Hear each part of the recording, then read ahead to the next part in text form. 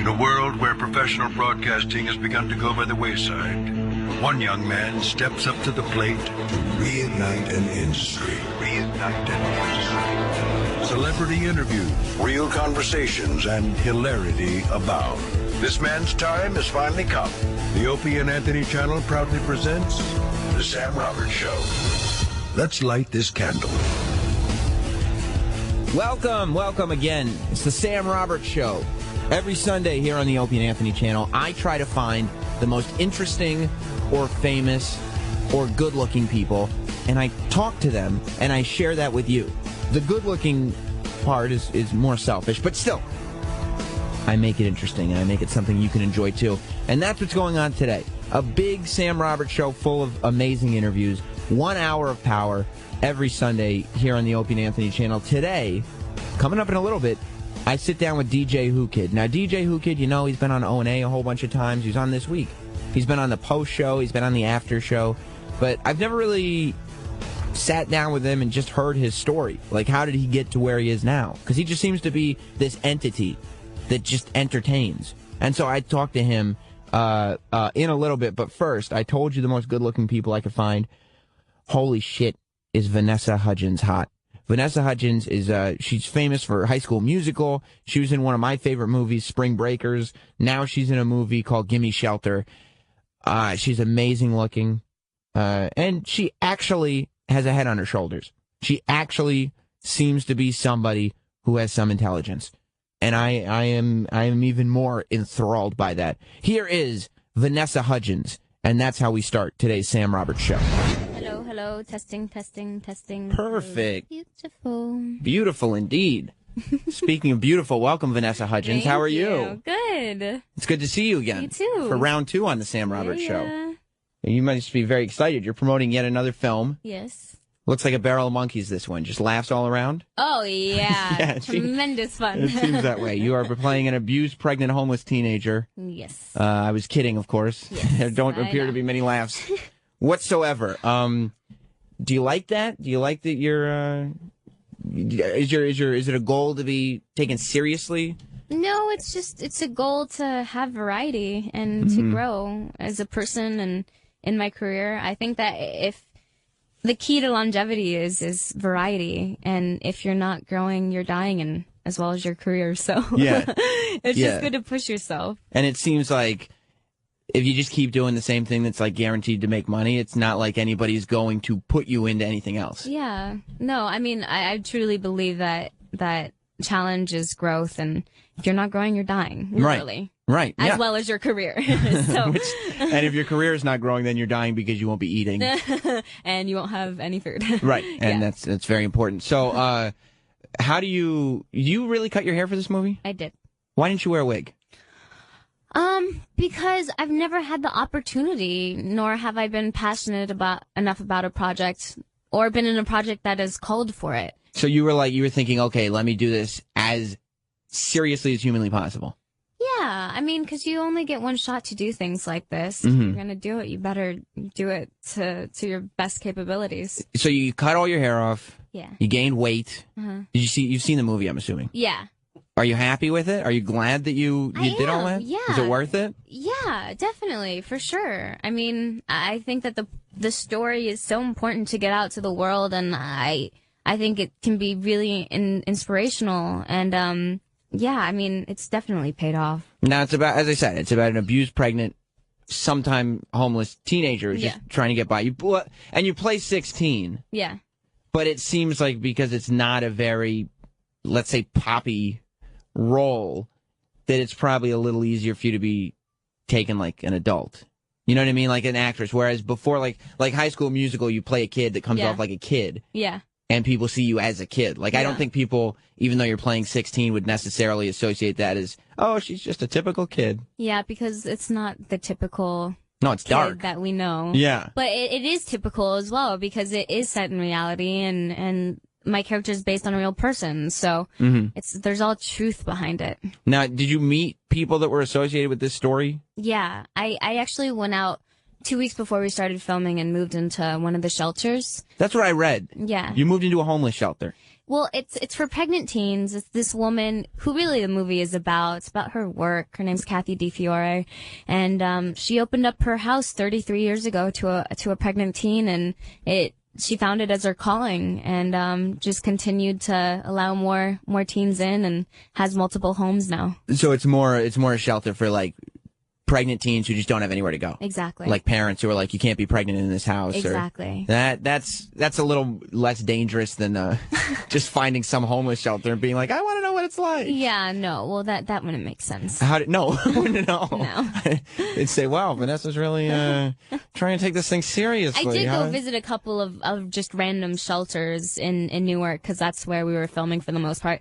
And which is like, and when you do it in Newark, like, that's real shelters. Oh, yeah. No, these are very, very real. Yeah. Real people who don't have anywhere to go. Like, I'm scared just being in a train station at Newark. I can't imagine a homeless shelter. Yeah. I mean, like, it was amazing because I had my character to hide behind, and she kind of fit in. Mm-hmm. So when you did those, like, even, like, visits just to be in a homeless shelter, did you kind of go in character, so it didn't seem like a Hollywood bit. actress coming to see how the other half lives? That doesn't make sense, and the point was to not draw attention to myself. Mm-hmm. It was to figure out my footsteps in that world and just to blend in. Was anybody nervous about you doing this stuff? If they did, they didn't let me know. You hope they were nervous, because if they weren't, nobody cares. But no, I mean, definitely my friends were excited for me, Yeah. because they knew that this was a new journey for me, and it's exciting. And how did the women in the pregnant shelter take to you? They really welcomed me. I mean, they actually were the ones who picked me. My director, Ronald Krause, sent a tape over of a couple of girls, including myself, the audition tapes, and they looked through them all, and they picked me to play them. So That is crazy. I think they already had a little soft spot in their hearts for me. But it wasn't because of High School Musical. They didn't really associate me with that. I think they brought it up once when I was there. Just as a casual thing. It was never anything that really had a spotlight on it. That whole casting process must be impossible. Oh gosh, it's the worst. Like, I knew it was bad. Like, William H. Macy was on the show a couple weeks ago, and he was talking about how bad casting is. And I was like, horrible. if somebody at your rate still has to worry, like feels that strongly about how bad casting is. It's horrible because you're sitting in a bleak white room with nothing to play off of, not an actor to work off of. You're sitting there, the casting director's just reading lines, and there's people staring at you, and it's so awkward. And it seems like you have no idea what to give them.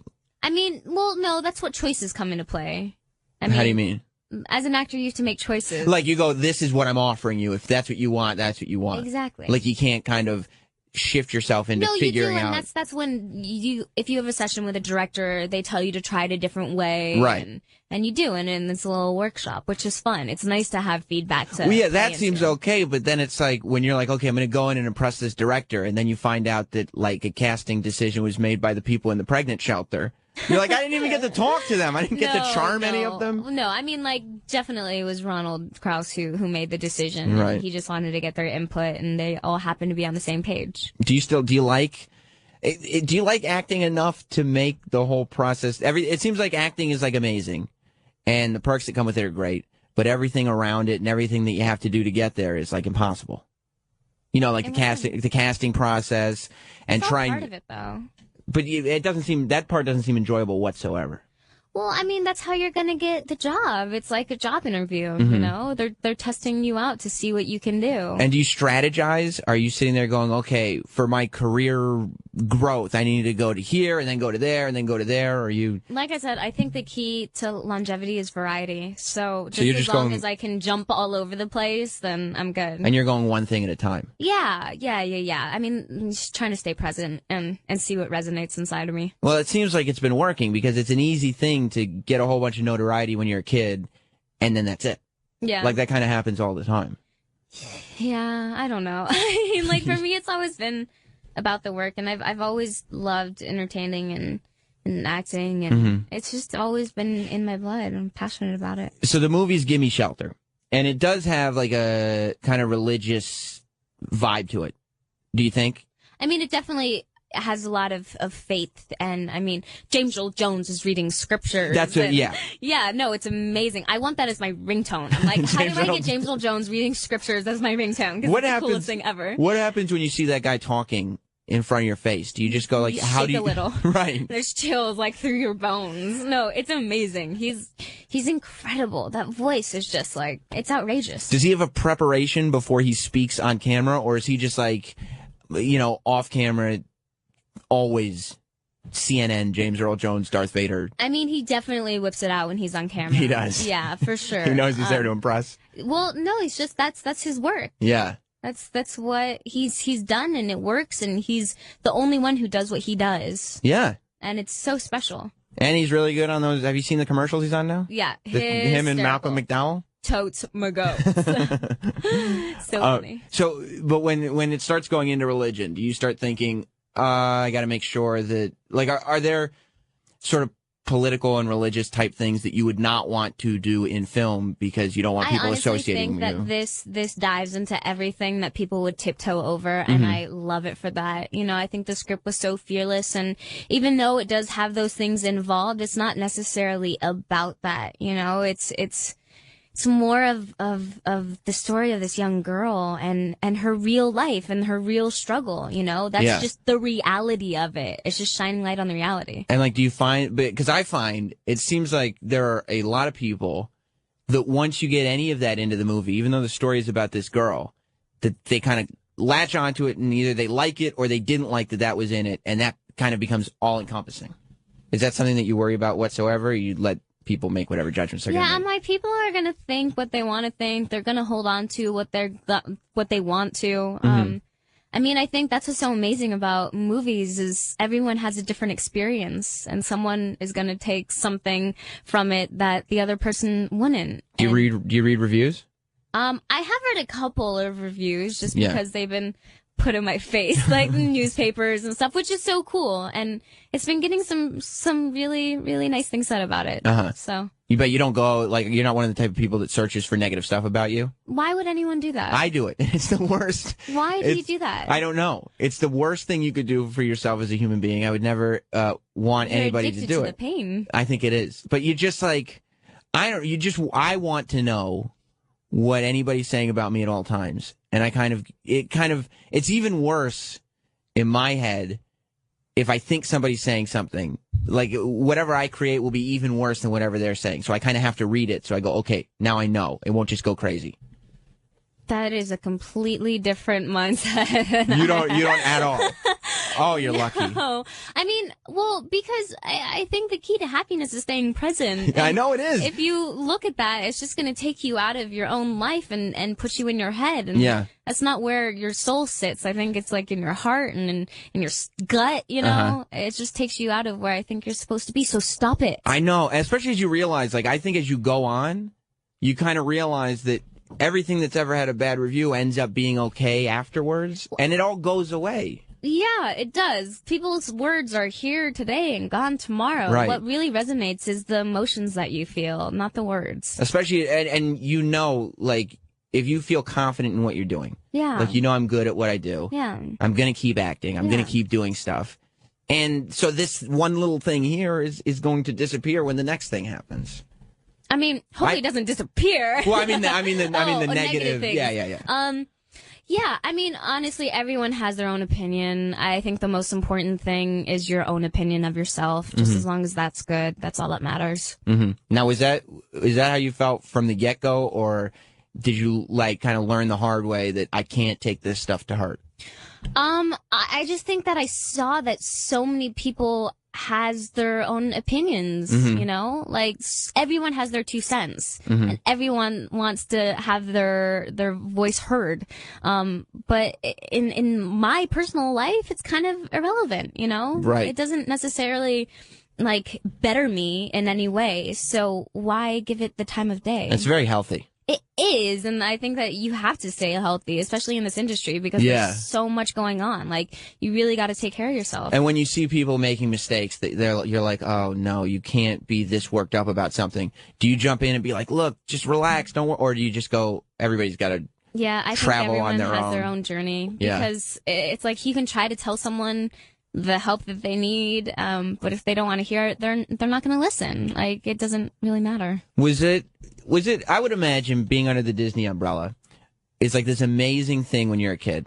And when you're starting, you're like, this is my dream. This is everything. This is the dream come true. And then eventually you're like, please let me out of the Disney umbrella because I just want to be a person and do everything I want to do. Is that the way it is? I don't know. It's a weird thing because, I mean, while we were doing it, I was having the time of my life. I would imagine. And I was with my best friends and we were traveling the world together and we were making movies. Like, that's the dream.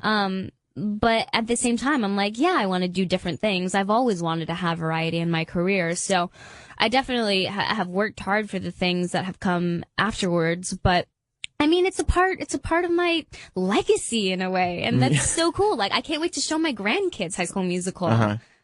So you seem to have a very mature mindset. You know what I mean? You seem like an old soul. I've been called that. Have you? I have. Ever since I was young, too. Well, it seems like you're put together. Like, you understand the pieces of the puzzle and that this all becomes one thing later. Yeah. And it's all, Yeah, there's a grand plan for us all. I guess so. There is. That's something we learn in Gimme Shelter. Yeah, which is in theaters right now and this weekend and everything. Do you like having personal relationships with people that are in entertainment? Like, do you like that? Because, like, you're still friends with Ashley Tisdale, right? Yeah. And you're dating an actor still, right? So do you like having that around you, or do you sometimes wish, or do they all shut it off? They're just people. Yeah. And we happen to do the same thing. But you don't talk, you don't sit there. Because I feel like if I'm around people that I work with, all the conversations end up back to what we do for a living and back to work. Because you're passionate about it. Yeah.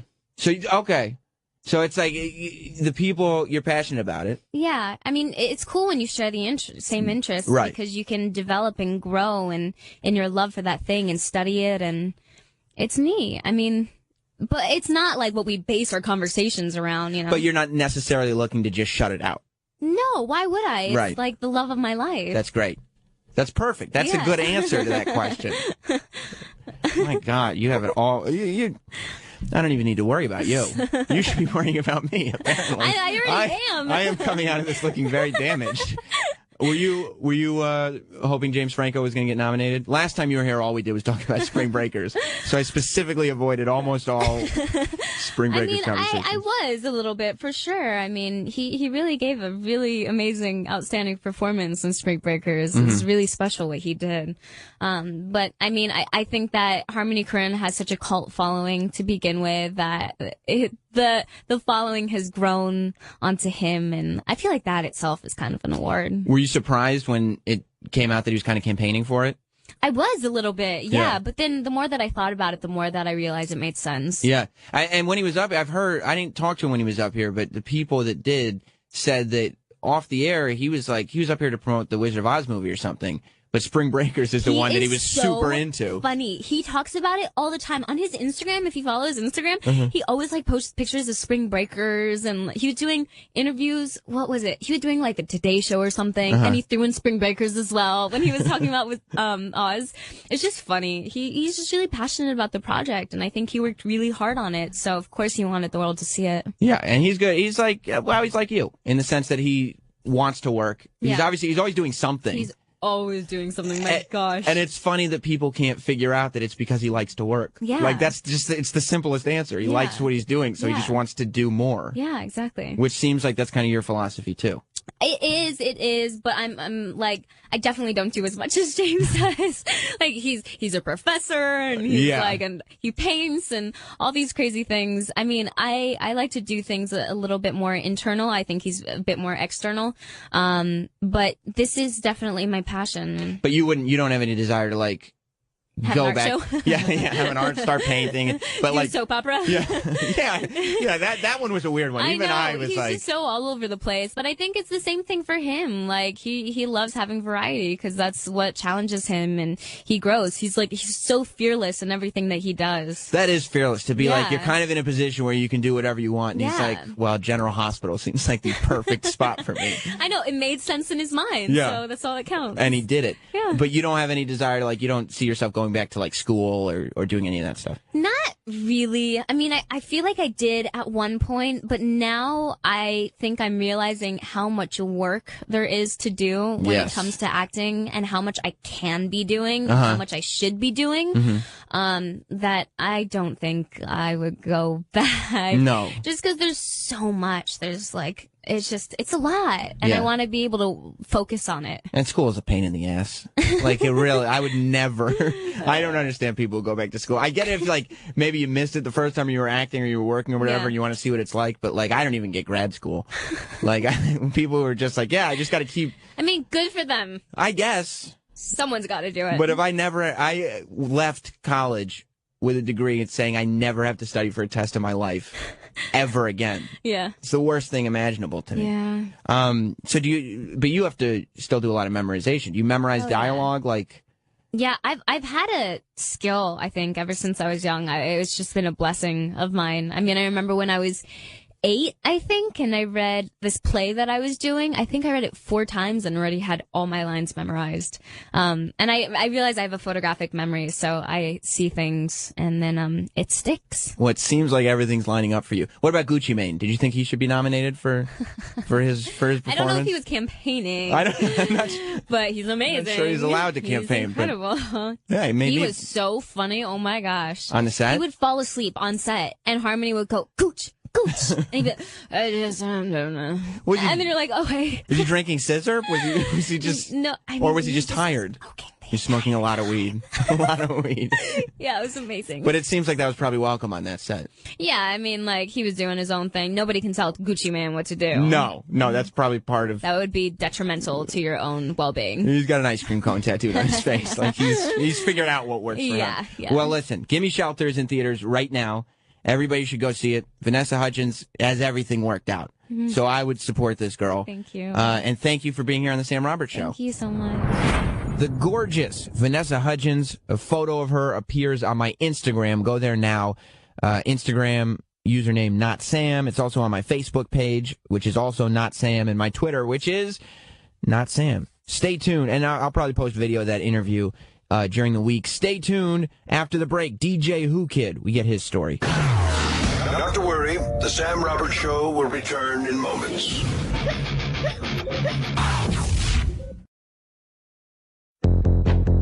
The Sam Roberts Show is back. Things are looking up. Welcome back to the best damn interview show on the Opie and Anthony channel. It's also the only interview show on the Opie and Anthony channel. This is the Sam Roberts Show. A minute ago, we talked to Vanessa Hudgens, who was amazing. I mean, just look up pictures of her. You have no idea how good looking this person is in person. It blows my mind. I will never not do an interview with Vanessa Hudgens, specifically for that reason. Moving forward, you know, DJ Whoo Kid is a guy who's done my show a bunch of times, the after show, the post show. He's done Opie and Anthony before, but we've never really gotten into his story and heard what he's got going on. So I wanted to do an interview with DJ Whoo Kid and find out how that would go. Here it is, DJ Whoo Kid on the Sam Roberts Show. DJ Whoo Kid, it's about time you came on and did the interview show. Stop by here on a weekend. You're always on, well, you've become a mainstay on the after show. Yeah. And now you're here on the weekend show. Yeah. So right now, since it's Sunday, Yeah. they replay your Shade 45 show on Sunday, right? Yeah, 11 a.m. to 4. That's why some Okay, people... so you're on both channels at the same time right now. You're on the Opie and Anthony channel and Shade 45 at the same time. That's some ill shit. That's crazy. That's real. I kind of I don't even know where to begin with you. Because, like, we hang out. You know what I mean? So it's I don't know, interviewing is weird, but I wanted to, like, sit down and just talk with you about your stories. Basically, I would say since you told me that, who was it? Not Fat Joe. Big Pun. Yeah. Put an Uzi to your head and told you to stop stealing his tapes. Yeah. So explain to people. I feel like you're kind of an enigma on this channel. Yeah. Because you just come on one day, because we started hanging out and doing radio together, and you just came on and you were like the crazy black guy that always did Sam's show. Yeah. And nobody really, I guess his name is Whoo Kid. If he says his name is Whoo Kid. Stupid name, huh? Right. Yeah, it is a stupid name. You're an adult man. But when did you started calling yourself Whoo Kid how long ago? Damn, like 2014, 4 years ago. When you were maybe. still a kid. Yeah, when I was a kid. You know, You should be called the Who Man now. stupid nonsense. But, Right. But I got it from my mother taking a shit. Because every time my mother would take a shit, my father would be like, hoo-wee. So I took the hoo-wee to high school. Yeah. And then the kids called me the Whoo Kid in high school. I read about you. Yeah. The story, though, you never used to tell that story. Nah, I kept it on the low. Because the old story about you was that you used to steal people's mixtapes and they say, who's that kid stealing my stuff? That was just something you made up for marketing. No, that was a coinkydink. It was coincidental that my name was Whoo Kid, and I never really showed my face anyway. Right. Because I was stealing everybody's music. Right. So And you were like, whoa, and at the same time, people were trying to kill me, kidnap me. yeah. And you were like, but at the same time, I could use this name because that's what my dad used to say when my mom took a shit. Yeah, I mean, that's how it really started. Did your mom take especially bad shits? Horrible shit. Why? Like wet, nasty ones. Oh, how'd you know they were wet? You could hear them? We used to go in there look in the toilet bowl after she, before she flush. So while she's wiping, you go in and look in the toilet bowl? Either that or she forget to flush. You were in Haiti, right? Yeah. So there's weird shit going on there anyway. There's really no toilet bowl. It was just like a shack. No. Yeah, you shit in the shack. The shit ain't going down no time soon. So there was like an outhouse? Yeah, like flies and everything. You grew up with an outhouse? Yeah. Wow. And now you got a fucking $8,000 chain just because it's whatever. It's my Sunday chain. It's just shit in the shack. So when you go see your family again, who is used to shitting in shacks? I'm never going back there. You won't? Okay. Everything will be Skype, huh? Like literally, you take a shit and flies will be on you. Oh. Like it's crazy. And how long did you spend there? I mean, you try to shit quick because No, remember, I mean, how many years did you spend? Not like how long were your shits?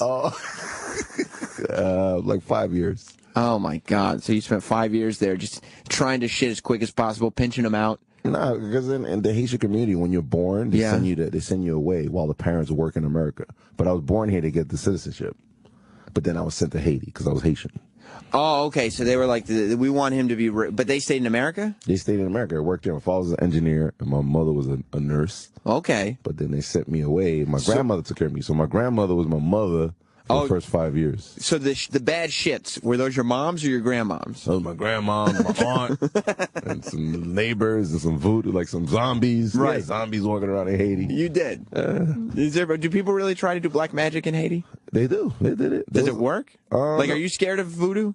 Yeah, it's real. You are scared. Have you seen it work? Nah, when I was a child, when I was like 4, I think a voodoo doctor was at the window sticking his tongue at me at the crib. Okay. And my aunt caught him.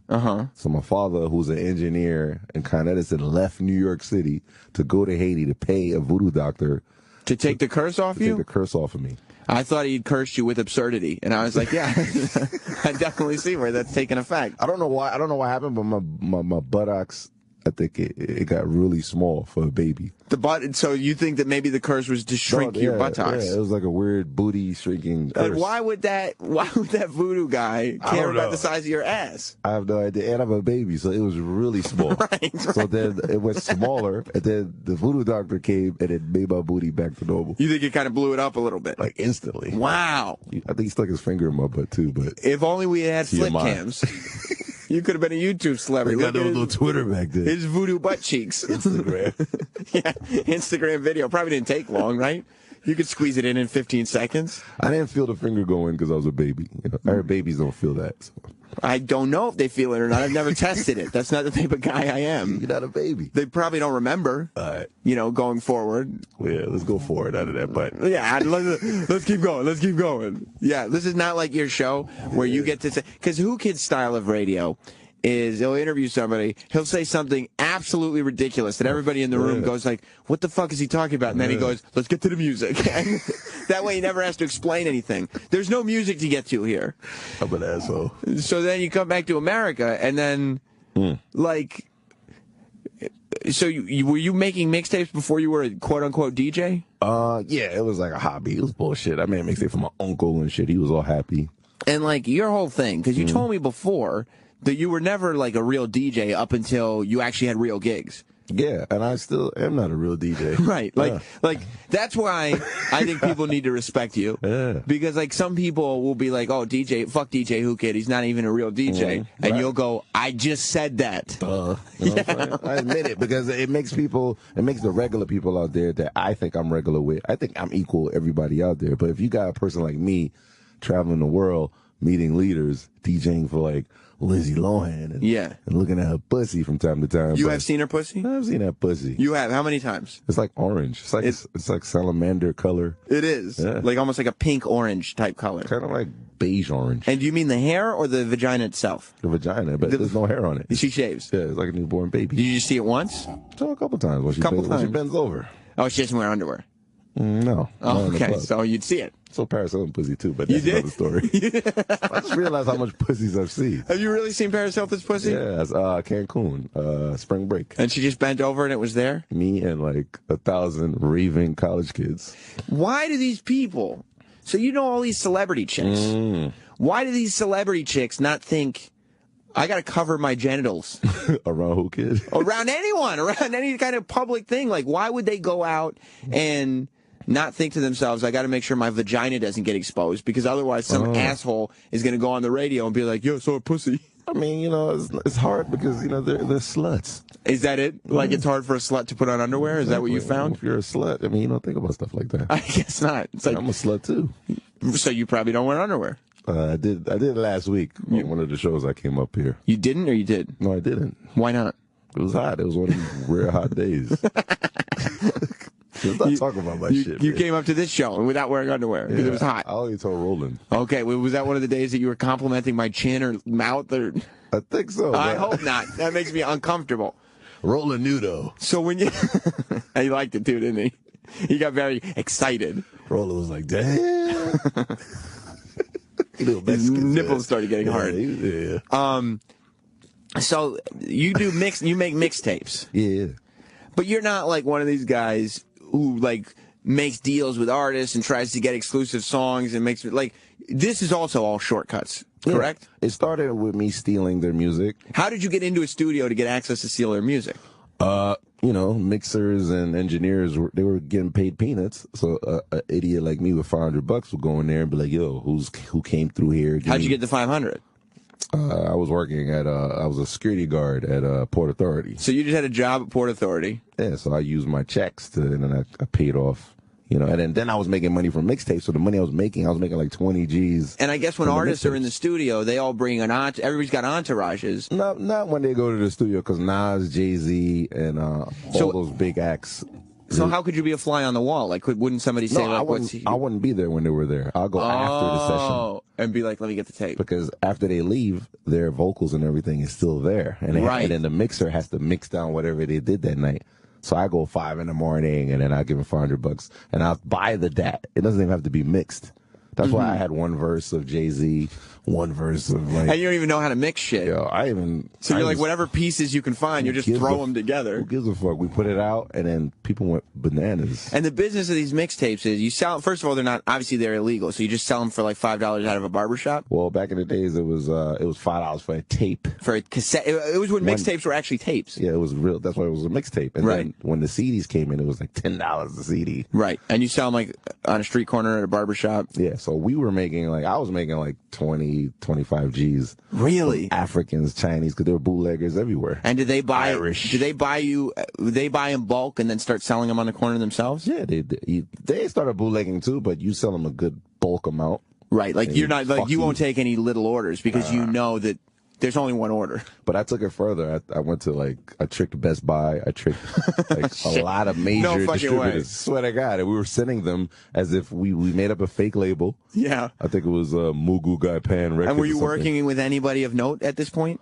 With DJ Clue. Okay. DJ Clue, but he's the reason I got into it. Mm-hmm. So, but then it was ridiculous. We were sending it all over the world. And just making it up and just telling Best Buy, yeah, it's legit. And then Nas will be like, how the fuck is my verse in Best Buy? It got out of hand when their albums would come out, but then our version would be next to their album on promo. And then it's so funny, the record label, the record companies never knew. Yeah. So how not? Like, wouldn't somebody just go to a store and be like, what is that? Yeah, it was crazy. Then we were selling more than their albums. Oh. So then I went to hiding because I think I leaked the Eminem song by mistake. So Eminem wanted to kill me for a little bit. He did. So I toured in Africa. I mean, Africa and Canada for a little bit, hiding. Mm-hmm. And that's when you. So you tricked everybody into selling your bootleg mixtapes. And most of these mixtapes too, it's like 30 seconds of exclusive content and then a bunch of shit you've already heard, correct? No, it'd be all exclusive. We would rob like 20 people at the same time. So that's why it was like people were trying to kill me, like. And they were like, we have to get these Whoo Kid tapes. Yeah, but then hiding was part of the technique. I would drop every month, and then you'd be elusive. Yeah, people like that. The Whoo Kid, who's this kid stealing my shit? Right. So who would you say? So that's the time when people started getting pissed at you. But it's not just the studios. I used to go to like Source Magazine, Double XL. They had to rate the albums before they come out. Go there, get the rater. The rater's getting $5 an hour. So you'd pay him. Give that dickhead $500 too. So he'd give you the CD before it comes out. Yeah, then because he had to either give it 5 mics for him, but he had the full album. Duh, give me that shit. Right, and it's gonna be months before the album's out. See ya. Because you gotta wait because they have to get way advanced copies. Because back then they had to print it. And it took 2 weeks to publish the magazine. So hey, here I am. Hey, just like that. So here I am. And that's smart because you can go through all these different sources and like. Whoever. I can't believe I'm telling you these secrets. Big Pun will go to the guy he worked with in the studio, like, what the fuck are you doing? And he goes, it wasn't even me this time, because it was the guy at the source, or it was the guy over here, or it was his manager. The Big Pun kidnapping is from me playing a Jay-Z diss track. But it was Jay-Z's artist that dissed him. So who is the scariest guy around that time who you found out, okay, that guy legit wants me dead? Because that was also the time when people in hip-hop were still really getting shot. That doesn't really happen anymore. People were getting, like, beat up. I think the scariest person would probably be, like, Fat Joe's crew, like Terror Squad. Like, they were legit. Yeah, they were legit. Like, they were killing every DJ out there. Like, I've heard DJs getting mopped up. And, ambulance.com was picking them up. It was crazy. Like, I never got caught, though. You never got jumped? Nah. Because you were smart, because you would go overseas. I got kidnapped, but thank God, I didn't die that day. Right, the kidnapping story is that Fat Joe, well, Big Pun, God rest his soul, got his guys to throw Whoo Kid into a van, shoved Uzis at your head. Yep. And by the way, like we joke around and we say Whoo Kid lies all the time and blah blah blah. Like this is real. Yeah, it's real. I could tell the difference when Whoo Kid When Whoo Kid tells a story, like when he's just laughing and smiling the whole time and his answers are quick, that's lying. Yeah. But when he's like he hesitates for a second, like, am I really going to tell you right now? And like, fucking crazy. Right. So like, and Big Pun put an Uzi at his head. I actually saw one of the kidnappers this New Year's Eve, and I thanked him for not killing me. You did? And he started laughing. He was like, "You're the craziest." See, that's why you survive, because you just make people laugh. You're like, you take nothing seriously. But I love creating like a complicated way to think it out. It's like, all right, here's the guy I kidnapped. He just told me that he's thanking me for not murdering him. Right. So now how do I take this with me? What am I supposed to say, or how am I supposed to think this? And then the only thing you could do is but laugh. Right. And that kind of gives you the power, too. Yeah. Cause like, it puts him in this weird situation where it's like you have created this thing where you're comfortable. I'm like, yeah, nigga. Yeah. Right. Survive, and he's like, what the fuck is going on? Yeah, nigga. Like, what am I supposed to do here? I live. So when did you then start deciding now, was it the mixtape thing is starting to dry up and I'm going to get caught soon? Let me start DJing? Well, the kidnapping made me get everything legal, like regularly now. Right. But I got really popular after the kidnapping because everybody, I was leaking crazy shit. But then I met 50 Cent, did his mixtape, thank God. But you did his mixtape legitimately. Yeah. And then that started this whole movement. That's so stupid because by then, with all your bootleg shit, you had developed a name for yourself. So then 50 Cent's going to come around when he's just starting to kind of... He gets shot the fuck up. Did you know him before he got shot? Nah, indirectly. He was like 300 pounds. He was on my block actually selling drugs. Okay, but you didn't know him as like when he came to you as an artist saying, I want you to do my mixtape. Yeah, I didn't know him personally. That was after he got shot and everything. But like artists are now coming to you because you're a name saying, I want you to do my mixtape. even though the only credibility you had was you stole from artists. Yeah, exactly. That's it. That's how stupid black people are. That's the way the whole business works. Hip-hop is a bunch of dumb, stupid assholes. When did you figure that out? Like, okay, everybody here is stupid. I think I can completely work this system. Like, from the beginning, were you like, these guys are all idiots? I manipulated the game. Like, I was like, you know what? This is a stupid ass entertainment world. Like, this is a stupid part of the entertainment world. Right. So I was like, I'm just gonna play dumb with it. So I brought the Scooby-Doo mentality to this shit. So anytime when some shit fucked up shit happens, I go, I just do the Scooby-Doo shit, and I get away with murder every time. The Scooby-Doo shit. You mean you make the Scooby-Doo is like you make one. the sound from Scooby-Doo, and then I get out of murder. But because people think you're an idiot. It's been working for so many years, and then fucked up shit about it. I created history with what I did. Because I did everybody's mixtape. Everybody that you see that's like famous, T.I., all these guys that you see on TV. The only person I didn't do was Jay-Z. Right. Like, I didn't see him naked. I didn't do his mixtape. Does he know you? I mean, he knows of you, of course. Yeah, but of course. So, but do all these artists now that you did their mixtapes legitimately? Like T.I., you did a legit mixtape for? Everybody. So they all have loyalty to you? Yeah, so Tupac, Biggie was getting robbed, but they're dead. I didn't do their mixtapes. But everybody else, I did Leah's mixtape. I mean, you can name it. Because it was after you'd made a name for yourself stealing shit. So then that's it. So then so you started so what, 50 was like, okay, I need a DJ, and you were like, were you just of the mentality of, I'll just say yes, I can do it, and then figure it out when I get there? You stupid nigga, you're the DJ. I was like, okay. That's how I got hired. He just got shot, and my cousin was his manager.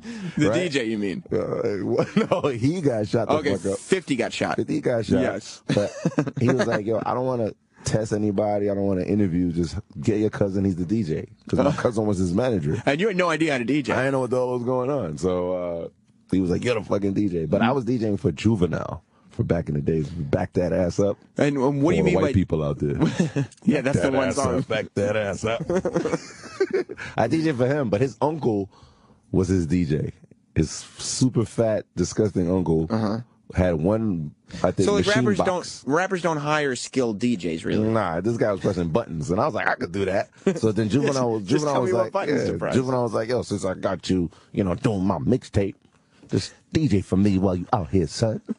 I just started pressing buttons, and I was like, yo, I could do this for 50. So I bought the same box. Yeah, because I've always wondered, like, when you are outside the hip-hop world, suckers, and you listen to, like, mixtapes or you listen to hip-hop radio, like your show or Funkmaster Flex or any of those shows, like, the songs are littered with sound clips. Like, it's just like kids cheering and bombs blowing up. And it's like, I'm sitting there, and my wife looks at me and goes like, why does he keep doing that? I'm trying to listen to the song.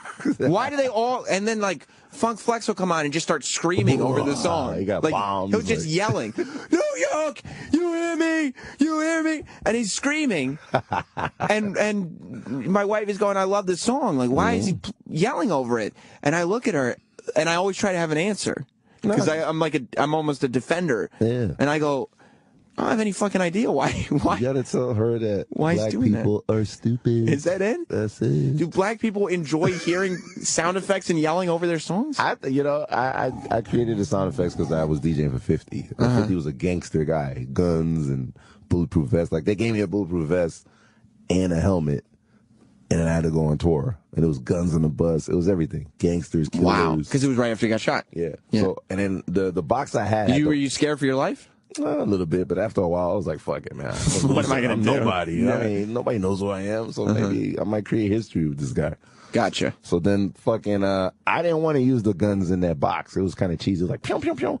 I went and got Heat, the movie with Robert De Niro, and stole all the gun sounds from that movie. From the movie That movie had so many guns and explosions. I was like, holy shit. I had a hard on. So you think to yourself, my dick was big. What movie has a lot of guns? Oh shit, that movie Heat is Val good. Kilmer was like, da-da-da-da. And you took them all. Took every gunshot, put it in a replay. So now we're scaring people at the concerts. Like 20,000 people would have their heads go down. Like, because they sounded real. Boom! And plus, they've all seen the movie Heat. Yeah. So their idea of what guns are supposed to sound like is Heat. Heat. That's my secret. Where I got my guns from is the movie Heat. My God. I don't even think I ever told anybody that either. Fucker. You just robbed. Taking my secrets. Yeah, I know. You just have a cheap history of just thievery and tricks. But I love the fact that I'm a normal guy. Look, you could be me. That's what I'm saying. Like, Sam Roberts could be 50 Cent's DJ. Right. But it's embarrassing that Sam Roberts is not 50 Cent's DJ because you could have been. Right. Right. All you have to do is get the box, press a couple buttons, watch 50 move back and forth. I think that's You're the DJ. And that's like kind of your secret to survival too, is like most people in your position would probably be like, no. I mean, I started, like everybody else, but I have a lot of skill now. I'm irreplaceable. Like, you're like, I'm just the idiot that happened to be there at that moment and learned how to start pushing buttons. All my life, like, everything that has to do with my career is being at the right place at the right time. Sometimes, that's it. Some people say it's talent, blah, blah, blah, but it's really being at the... I think fate is the reason why people are popular. And just showing up. Yeah. Like, so many people, like, that's why lazy people end up not succeeding, because they just sit at home. Yeah, like, they're not there to be told... Well, if you just push these buttons, you could be my DJ and make, millions of dollars, potentially. Yeah. I mean, come on, man. And I could have been the guy that just pressed buttons and you never heard of me. Right. But I took it to another level. Right. Then you started acting like a fool. 50 Cent's fucking resources. You did abuse them. Abuse them to death. That's how I met like 80% of the stars out there. Yo, I be eating breakfast with Eminem. Come through, God. And then I see fucking Val Kilmer in my hotel room like, yo, where Eminem at? Yo, he's chilling right now. But me and you's gonna chill. That's it. So you'd invite celebrities to go have breakfast with you and other celebrities. Bacon, white motherfuckers love bacon. Val Kilmer was like, yo, what's up, that bacon? And I gave him my bacon. I was like, yo, then we became friends for life. So you'd be like, we're going to go have breakfast with Eminem. And Val Kilmer was like, okay, I'll meet you there. And then he'd be like, okay, where's Eminem? And you'd be like, he's in the hotel room. But me and you are going to have some bacon. Yeah, no, I have a big, Beverly Hills Hotel. I had the whole spread. So he's looking at the bacon. I'm like, yo, he was going crazy. And then he loves half and half, too. Right. So I poured a half and half of his coffee. He was like, ooh. And now he's your boy. He's my man, my nigga. Because white people love bacon and half and half. My show. He hangs with me. He got movies with 50. He's a little fat now, but who cares? Who cares? Kilmer, man. Yeah, Tombstone. Batman. Who cares? Tombstone. He's John Morrison. Yeah. Jim Morrison. He's in The Doors. I love Val Kilmer, man. Oh, my God. Well, it's amazing, like, the people I meet, like, from Michael Jackson to this and that, but it's from me starting with one lie. Mm-hmm. That's why I'm always saying, just keep lying. Fake it till you make it. Yeah. Yeah, because, I mean, it's the same thing with the mixtapes. Yeah. Like, you just stole until you had a name enough that you didn't have to steal anymore. Yeah, you just got to do a cheap lie. A cheap lie could make you millions. Right. Don't make a lie that's going to fucking degrade your fucking existence. And then once you get there, once now you're here legitimately. It's all right, we can do whatever you want. And you just admit to it. And it's like nobody can hold that against you because it's like, yeah, I said I did it. Look, I'm not a DJ, but I'm booked till April. I'm booked in I got 16 countries. I'm booked in Vegas, Miami, New York residencies. You just do this radio stuff for fun. I'm not a fucking... Yeah, I hang with you. I do my shit. Like, why do you do a radio show? Just because? I ain't got shit to do. It's better than hanging out with your wife? Yeah, fuck her. I don't fuck her. I'd rather hang here. Right. Fuck rolling, fuck my wife. I'll take that back now. Yeah, I'll take that back. And then so when did you start getting crazy groupies? Because you told me on the show before that you were like a nerd in high school. Yeah, pimples and all kinds of And you didn't lose your clothes. virginity till like 17, 18 years old. No, 19. 19? Yeah. So then, when did you start? Did you just go crazy once you had access to it? You were like, holy shit, I've never had any groupies before. Yeah, I think because I learned from Juvenile when I DJ. He took me to like the white states like Iowa and all this weird shit. Back that ass up. Mm-hmm. So, and back then, I think we went to Cleveland, and that's where I met the early LeBron James. When he was a kid. Yeah, he was just playing in high school or whatever. Uh-huh. So he introduced me to the white girl. And then I was, I just finally got one of my pimples down from using Clearasil and all this shit. So I was looking good in Cleveland. So I begged LeBron, because he had all the white bitches. So LeBron was like, yo, I'll get you a white bitch, man. I got plenty out here, so. Have you gotten to the point now where you don't have to... white bitch. Claim a celebrity, like you don't have to tell bitches that you know celebrities anymore. No, I don't like have to do that no more. Those days are over. They know who you are. Yeah, like in clubs and everywhere I go. If it's my event, it's over. The other thing, it's beyond fake it till you make it, because you're really good at faking it. Yeah. And you'll act stupid. I think you'll act stupid to make people feel smarter. Yeah, I do. You know what I mean? And it's like, it almost like charms them into thinking like, yeah, we should have Whoo Kid around more. Some of your guests you've had, I made them look like geniuses, and they're stupid as fuck. And I'm just sitting there. I'm not going to say no names. Because I know who they are. I know. And they're just sitting there like trying to get you to think they're cool. Oh, but you can see it in their face. You see the eyes pop up, they start smiling, and then they sweat. They're like, holy shit, I'm a genius in front of this. And on a bigger level, it's almost empowering. You know why? Because you know that there is some racism going on. That white people, reverse, like, not negative, like, white people want black people to like them. And I've seen you do it 100,000 times. Where but you know in a second, if there's a white guy in there that wants your acceptance, and you'll just work him. And you'll like laugh at every joke he makes, and he'll be in love with you within 10 seconds. But the fact is, I can do it with almost anyone is hilarious. Yeah, you know, like it could be like a cooking. You had cooking experts up here. And it's like Hollywood stars too. It's like they're like, okay, yeah, they just bug out. So. Right. It's like big A-list actors are coming in. And they're just excited that a black guy thinks they're funny. And I'm going, what the fuck is going on? Because then the thing is, they never forget who I am. And then they return. Right. I don't do interviews on my show. It's more of a hangout. Right. And then sometimes we forget what they're promoting. Because you're talking about pussy and they don't even promote it anymore. Wow, Whoo Kid, this is going to be a to be continued. Of course, you know what I'm saying? We should do, well, maybe I'll make a bi-monthly series or something, getting to know DJ Whoo Kid. We'll talk about all the pussies I fucked on the next one. Yeah, that's what I want to get into. I have a list, and then we'll talk about each pussy. Do some homework, yeah, do some homework. All right, well, thanks for hanging out, Whoo Kid. I'm going back to my other rerun of my show right now. On Shape 45. So you can tune in now. Well, anyway. All right, buddy. I'm trying to scare you, bitch. I'll talk to you later. That's it. This was a good-ass show. Vanessa Hudgens, DJ Whoo Kid, I thank both of you. You can follow them on Twitter. You can follow me on Twitter at NotSam. Facebook and Instagram is the same. YouTube is the same. I post interviews and stuff there. And, thank you for listening. We will be back next week before the Super Bowl, so that's good. And I'm glad you could listen to this on a week that there wasn't football. Stay tuned for more Opie and Anthony here on the O&A channel. This has been The Sam Roberts Show.